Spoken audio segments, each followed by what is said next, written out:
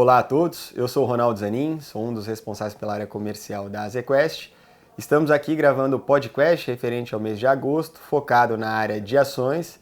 Estamos com o Eduardo Carlier, um dos responsáveis pela gestão de todos os nossos fundos de ações aqui na ZQuest. E como a gente sempre faz, a ideia é passar um pouco de como a turma de gestão de renda variável vem enxergando o mundo, o Brasil e de posse dessas análises, dessas avaliações, como que isso vem se traduzindo na gestão dos portfólios. Edu, obrigado mais uma vez aí pela presença. Sempre um prazer. Eu queria começar te pedindo a tua opinião a respeito do mundo e depois, na sequência, Brasil. Que bom, né? Uma pergunta fácil, né, Ronaldo? Mas acho que vou tentar sumarizar aqui o máximo possível. A gente está rodando com a bolsa perto de 110 mil, tentar encaixar cada bloco em cima do que a gente está vendo. Para ser mais conciso, eu acho que a discussão com relação ao Fed continua muito importante. O mercado está dividido nesse momento entre 75 a mais ou seus 50. A comunicação tem feito muito preço ao longo do tempo, tanto para o lado positivo, quando ele dá um tom mais comedido, tanto para o lado negativo, quando ele acaba sendo mais hawkish. Ele tem feito muito preço. É bom dizer que ele fez preço para o lado positivo recentemente, no mês em que a gente viu a recuperação da Bolsa, e a Bolsa, com relação ao call do Fed, também deu uma amenizada, porque tem essa dúvida ainda dos 75. Então acho que é mais um obstáculo para passar, o mercado está muito nervoso com isso, como é esperado, mas eu acho que a gente ainda está numa trajetória aqui em que os mercados, depois de uma recuperação, pode ceder um pouco. A China foi para o lado negativo das expectativas ao longo do tempo, o problema lá está reforçado com relação a Covid, apesar de não ter muitos casos, nem muitos casos de morte lá, a política continua a mesma, e isso freou um pouco mais, assim, na tendência dos últimos 2 meses, o call de crescimento chinês. Soma-se ao call de Covid na China um efeito de temperatura que a gente viu tanto na Europa quanto nos Estados Unidos, até mesmo aqui em alguns casos. Assim, você teve uma temperatura muito alta, uma seca muito pronunciada, principalmente na Europa, em algum caso lá no norte dos Estados Unidos e também na China, que gerou também um pouco de déficit na produção de energia. Então a gente, somado ao problema de Covid, mais o problema de China, os estímulos que o governo lá tem apresentado ainda não são suficientes para você criar uma trajetória de recuperação muito robusta para esse ano. Então acho que o call de recuperação da economia chinesa ela vai ser rolado, já está sendo rolado para o ano que vem, e obviamente medido com relação a esses fatores que eu comentei. Então assim, acho que a esperança de que a China seja um motor de crescimento global para o ano que vem, ela está postergada, mas ainda não você não está entregando essa perspectiva para o ano que vem. A única que a demora dessa recuperação, dado o que aconteceu lá, ela vai levar mais tempo. Na Europa, eu acho que é o lugar mais crítico hoje, porque além de tudo, você tem uma crise que está mais contaminada pelos efeitos da guerra da Rússia, e isso já bate na energia. Então você tem uma amálgama de componentes para discutir commodities, principalmente energia, muito tensa, né? A parte de demanda sendo revisada por China e Europa, a parte de oferta ainda muito estreita, mas podendo vir volumes de petróleo ainda do Irã e do Iraque que estão sendo negociados. Então assim, a parte de commodities, você ainda está numa tentativa de racionalização fundamental complicada no curto prazo. Você está revisando demanda para baixo com uma oferta muito restrita. Então a oferta ela deveria segurar os preços para baixo, mas enquanto você não conseguir medir qual é o real impacto da desaceleração da China, da Europa e o efeito futuro de taxa de juros dos Estados Unidos, a suspeição é de que você tem mais revisão de demanda para baixo, e isso impactou o preço de commodities, notadamente o preço de petróleo, que a gente saiu daqueles highs de 120 para estar conversando em torno de algo perto dos seus 90, até com um pouquinho mais para baixo disso. Então acho que ainda tem uma racionalização assim que foi toda rolada para o ano que vem, com alguns obstáculos para serem entendidos. Na China acho que tem uma recuperação mais a médio e longo prazo. Nos Estados Unidos a gente tem que ter a confirmação de qual é o pace do Fed. E na Europa, infelizmente, eu acho que ali é onde está sendo impactado por todas as circunstâncias. Sim. Acho que falar de recessão na Europa acho que já é um given. Ainda falta você ver qual é o potencial de tanto desaceleração comedida dos Estados Unidos ou de recuperação da China do ano que vem. Então é um cenário externo que eu acho mais difícil e talvez um pouco mais preocupante de entender e de racionalizar do que até o próprio cenário interno, porque eu acho que o cenário interno do Brasil ele é um dos poucos lugares e para esse ano a gente está vendo a revisão de PIB acontecer para cima. Isso tem que ser rolado nas expectativas para o ano que vem, que ainda não está acontecendo, e deve acontecer se confirmar uma queda de juros para o ano que vem aqui. Então a perspectiva para o Brasil ela parece bem mais construtiva com relação ao resto do mundo, no ponto que a gente está. A gente já fez o trabalho duro de levantar os juros antes, a gente sofreu com a inflação, o petróleo aqui ajuda, a gente vê a Petrobras já baixando razoavelmente, colocando o preço de gasolina num patamar mais interessante, bem diferente da pressão que a gente estava vivendo até o final do primeiro semestre. O caso aqui que no Brasil a gente tem uma definição importantíssima do lado político, que são as eleições, que a gente tem uma recuperação do presidente atual, só que ainda não está definido. Então a gente ainda vai conviver com um cenário que eu acho que do ponto de vista macro construtivo, só que do ponto de vista do resto, do globo e da definição eleitoral, ainda de alta volatilidade. Então, assim, olhando o que acontece com a macroeconomia e sendo um pouco olhando à frente das eleições, eu acho que o cenário de juros ele ainda deve continuar positivo para você fazer a leitura local, favorecendo a parte cíclica doméstica. Não é para tudo, eu acho que a gente gosta de representar isso. Já temos conversado principalmente na parte doméstica cíclica no Brasil, no vestuário, que está indo muito bem, apresentando números muito melhores do que a gente estava imaginando no começo do ano, mas dependendo do caso, com Maresa, crescimento de vendas acima de 40%.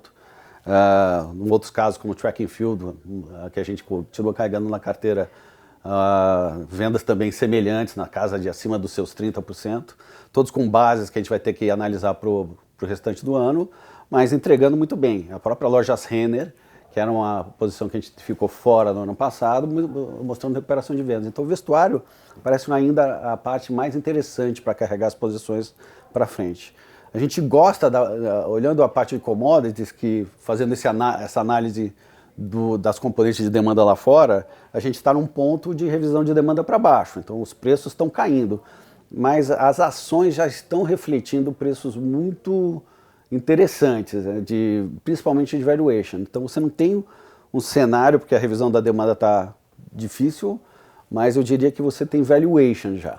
Então na nossa cabeça é tentar entender se tem algum tipo de reversão de ciclo para a parte de commodities, olhando um horizonte maior. Perfeito. Obviamente que esse ciclo está ligado com a recuperação chinesa, com possíveis estímulos que a gente vai ver daqui para frente, e tem que estar ligado também com um pouco da dinâmica do que vai acontecer com o petróleo. Então, eu, por exemplo, olhando a carteira no último mês e meio, a gente se animou um pouco mais com as júniores de petróleo, que a gente está vendo um valuation entre 2 e 3 de EV/EBITDA, que é um patamar muito baixo, e é uma compra que a gente está fazendo aos poucos, sempre sujeita a essa revisão de qual é o tamanho da volatilidade que a gente vai ver no petróleo, mas, assim, comprando um pouco mais de energia, num valuation um pouco mais, bem mais barato do que a gente estava vendo no começo do ano, e achando que a gente está talvez mais próximo de um ponto de equilíbrio nos preços de energia de petróleo, quando a gente olha essa dinâmica no mundo. Excelente, Edu. Acho que você fez um super resumo aqui do que a gente está enxergando no ambiente internacional, local, e já começou a citar um pouco de posicionamento. Eu acho que por todas as incertezas que você colocou, mas também oportunidades do lado do valuation, a gente mais do que nunca percebe uma gestão muito ativa dentro dos fundos, que vem sendo implementado nas estratégias de ações, ora mais cauteloso, com carteiras mais defensivas, ora mais construtivo, com carteiras mais alocadas e tentando pegar esses ralis de mercado, né? Olhando para frente aqui, Edu, como é que a gente está posicionado? A gente veio já de um descolamento de Brasil no mês de agosto, se comparado ao resto do mundo, né? A Bolsa aqui performou super bem enquanto que as bolsas lá fora performaram no terreno negativo, assim como, por exemplo, a moeda do Brasil, assim como a curva de juros. Acho que a gente começou, ou pelo menos pôde observar em agosto esse descolamento de Brasil, mas, por tudo que você colocou, a gente continua sendo ou demandando uma gestão bem ágil na construção do portfólio, né? Como é que você está enxergando daqui para frente? Eu acho que enquanto a gente não tiver, claro, as respostas dessas perguntas que a gente se coloca do ponto de vista analítico, por exemplo, qual é o pace do Fed, qual é o ritmo de reaceleração que a gente vai ver no próximo ano da China, a gente ainda trabalha com uma carteira mais balanceada, né? E a gente ainda tem, que nem eu falei, as eleições aqui. Eu acho que dentro das certezas que a gente gosta de analisar no médio e longo prazo, fazer algumas perguntas, por exemplo, o quanto que o impacto das eleições aqui deve refletir na trajetória dos juros para o ano que vem. A gente acha que baixo. Acho que dependendo do cenário que a gente está vendo de revisão de demanda, o petróleo já cedeu. Você tem, na visão contemporânea, um alívio na parte de inflação, que vai dar uma oportunidade para você se animar mais com a parte doméstica. Então, falando isso tudo, tem que ajustar risco, a gente não tem bola de cristal, obviamente o mercado ainda trabalha com uma taxa de juros muito alta. Se permanecer durante muito tempo, a migração de renda fixa para renda variável também vai acontecer de uma forma mais devagar, mas a gente acha que a trajetória para frente ela deve embutir uma curva que nos juros deve ceder. O próprio mercado já coloca isso, a gente nunca sabe qual é o ritmo, a intensidade com que as coisas vão acontecer, mas isso vai falar bem para a renda variável. Então, na parte doméstica, acho que a gente tem a chance de ser mais construtivo daqui para frente. Essa é uma parte importante da Bolsa, mas para a Bolsa atingir os patamares, os picos, acima dos seus 130 mil, a gente precisa também da componente externa indo bem. A gente tem mais ou menos uns 30% do Ibovespa hoje, até um pouquinho mais, que é a parte externa, né? A Vale do Rio Doce tem perto de 15% do índice, depende da China. A parte de a Petrobras, as júniores de petróleo, elas precisam de uma dinâmica de preço de petróleo construtiva que não seja muito ameaçada para a ponta de baixo. Então, para alinhar todos os fatores, para a gente buscar o máximo de pontuação, eu acho que a gente ainda não tem 100% das respostas. E isso se traduz num equilíbrio de posições. Então, a hora que a gente tiver a convicção de que um cenário vai se apresentar para um lado mais convincente, e eu acho que isso está mais perto da parte doméstica do que da parte externa hoje em dia, a gente vai equilibrando a carteira nesse sentido. E essa é uma transição muito importante, porque a gente ainda não vai ver a pujança de lucros nas empresas. Porque a gente vai estar falando de uma transição de cenário muito capitalizada pela trajetória de juros.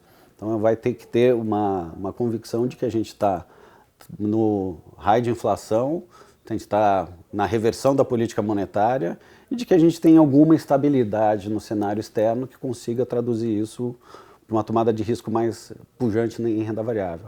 Eu acho que esses fatores eles vão se equilibrando para frente. Eu estou mais construtivo com relação ao outcome do que a gente vai ver de eleições traduzidos nos principais pontos de discussão, tanto no fiscal, quanto no monetário, quanto no próprio câmbio. Mas é preciso confessar que a gente ainda está num ambiente de grande volatilidade. Então, tem que ter muita paciência para ir traduzindo essa visão de médio e longo prazo nas carteiras. Estou muito balanceando agora, procurando a oportunidade para ver o que domina, tanto na ponta de risco quanto na ponta de oportunidade para frente. Excelente, Edu. E vale destacar que dentro da estratégia de renda variável aqui da ZQuest, a gente tem diversos produtos, diversos fundos que atendem diversos perfis de investidores. Então, desde os fundos long only para o fundo long bias, fundo de valor relativo, e todos esses acho que se encaixam bem dentro de um processo de diversificação no portfólio de renda variável dos nossos investidores, dos nossos cotistas. Edu, mais algum ponto? Nenhum. Acho que, vamos lá, acho que tem um momento de definição eleitoral importante para todos os mercados, principalmente para o nosso mundo aqui. Vamos ver o que sai disso para a gente poder fazer uma análise mais completa na próxima gravação. Excelente. Na próxima gravação, muito provavelmente, a gente vai fazê-la pós primeiro turno. A gente já vai ter pelo menos algum direcionamento de como vai ser o pós-eleição. E aí certamente vai ser interessante já começar a tentar mapear os caminhos, principalmente para o cenário local. Pessoal, obrigado mais uma vez pela audiência. Edu, obrigado mais Ronaldo. uma vez e até a próxima. Até a próxima. Tchau, tchau.